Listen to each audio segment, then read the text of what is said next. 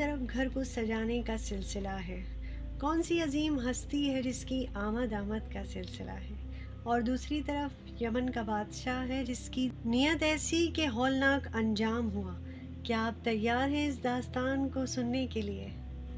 یہ آپ کے ایمان کو مضبوط کرے گی، آپ کی سوچ کو بدلے گی داستان۔ السلام علیکم ورحمۃ اللہ وبرکاتہ۔ ہمارے چینل ڈیلی قرآن و سنت میں خوش آمدید۔ حضور صلی اللہ علیہ وسلم سے 1000 سال بیشتر یمن کا بادشاہ طبیع الاول حمیری تھا۔ ایک مرتبہ وہ اپنی سلطنت کے دورے کو نکلا۔ 12,000 عالم اور حکیم اور 1,20,000 سوار اور 1,13,000 پیادہ وہ اپنے ہمراہ لیے اس شان سے نکلا کہ جہاں سے بھی گزرتا وہ اس کی شان و شوکت دیکھ کر مخلوق خدا چاروں طرف سے نظارے کو جمع ہو جاتی تھی۔ یہ بادشاہ جب دورہ کرتا ہوا مکہ معظمہ پہنچا تو اہل مکے سے کوئی اسے دیکھنے نہ آیا۔ بادشاہ بہت حیران ہوا اور اس نے اپنے وزیر سے اس کی وجہ پوچھی۔ اس کے وزیر نے اسے بتایا، اس شہر میں ایک گھر ہے جسے بیت اللہ کہتے ہیں، اور اس کے خادموں کی جو یہاں کے باشندے ہیں تمام لوگ بے حد تعظیم کرتے ہیں، اور جتنا آپ کا لشکر ہے اس سے کہیں زیادہ دور اور نزدیک کے لوگ اس گھر کی زیارت کو آتے ہیں اور یہاں کے باشندوں کی خدمت کر کے چلے جاتے ہیں۔ پھر یہ لوگ اور اس کے باشندے آپ کو دیکھنے کیوں آئیں گے؟ یہ سن کر بادشاہ کو بہت غصہ آیا اور قسم کھا کر کہنے لگا، میں اس گھر کو کھدوا دوں گا اور اس کے باشندوں کو قتل کروا دوں گا۔ یہ کہنا تھا کہ بادشاہ کی ناک اور منہ سے خون بہنا شروع ہو گیا، اور ایسا بدبودار خون اور مادہ بہنے لگا کہ بادشاہ آس پاس بیٹھنے والوں کی طاقت ہی نہ تھی کہ وہ بادشاہ کے پاس کھڑے ہو سکیں۔ اس مرض کا بہت سا علاج کروایا گیا مگر افاقہ نہ ہوا۔ ایک دن بادشاہ کے پاس ایک عالم ربانی تشریف لائے اور نبض دیکھ کر فرمایا، مرض آسمانی ہے اور علاج زمین کا ہو رہا ہے۔ بادشاہ سلامت، آپ نے اگر کوئی بری نیت کی ہے تو فوراً توبہ کر لیجئے۔ بادشاہ نے دل میں بیت اللہ کا سوچا اور فوراً اس نیت، اس ارادہ جو بیت اللہ کو پسمار کرنے کا کیا تھا، فوراً توبہ کی۔ بادشاہ کی ناک اور منہ سے خون بہنا بند ہو گیا۔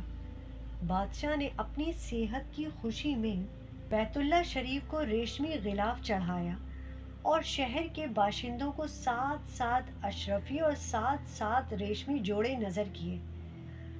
پھر یہاں سے چل کر جب مدینہ منورہ پہنچا، ہمراہ عالم اور کتب سابیہ کے عالم تھے، وہاں کی مٹی سونگھی اور کنکریوں کو دیکھا اور نبی آخر الزمان کی ہجرت گاہ کی جو علامتیں انہوں نے پڑھی تھیں ان کے مطابق اس سرزمین پر عہد کر لیا کہ ہم اب یہاں سے نہیں جائیں گے، اس سرزمین کو چھوڑ کر ہم یہیں مر جانا چاہتے ہیں مگر اس سرزمین کو نہ چھوڑیں گے۔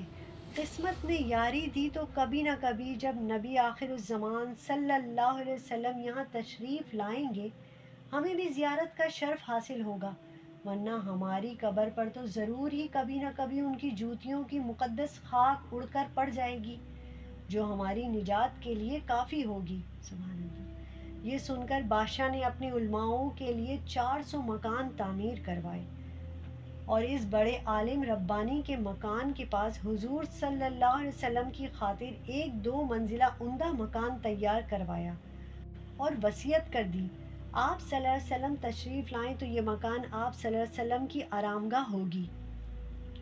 اور پھر اس بڑے عالم ربانی کو خط لکھا اور کہا کہ میرا یہ خط آخر الزمان صلی اللہ علیہ وسلم کی خدمت اقدس میں پیش کر دینا، اور اگر زندگی بھر تمہیں حضور صلی اللہ علیہ وسلم کی زیارت کا موقع نہ ملے تو اپنی اولاد کو وصیت کر دینا، نسل بہ نسل میرا یہ خط محفوظ رکھے جب تک سرکار کی خدمت میں پیش نہ ہو۔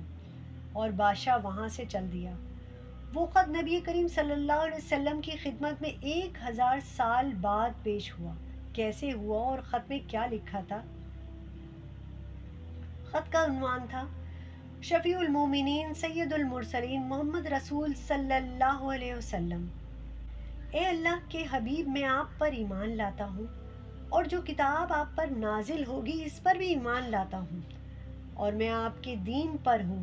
بس اگر مجھے آپ صلی اللہ علیہ وسلم کی زیارت کا موقع مل گیا تو بہت اچھا اور عظیم، اور اگر میں آپ کی زیارت نہ کر سکوں گا تو میری شفاعت فرمانا، اور قیامت کے روز مجھے فراموش نہ کرنا۔ میں آپ کی پہلی امت سے ہوں، اور آپ صلی اللہ علیہ وسلم کے ساتھ آپ کی آمد سے پہلے ہی بیعت کرتا ہوں۔ ماشاءاللہ، میں گواہی دیتا ہوں کہ اللہ ایک ہے اور آپ اللہ کے سچے رسول ہیں۔